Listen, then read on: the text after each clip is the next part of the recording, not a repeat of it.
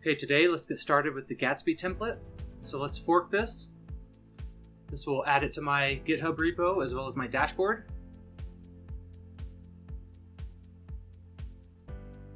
So here at the bottom is the Gatsby forked recipe on my dashboard, so I can launch it.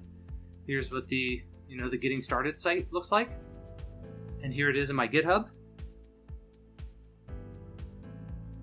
So now I can take this forked recipe and I can take it into Visual Studio, and I made a photo gallery. So here's my photo gallery in Gatsby. So now I can push this to GitHub.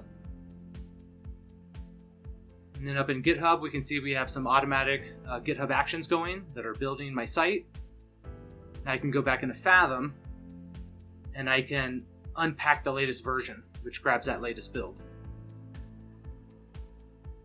And now I launch my site, and here's my photo gallery.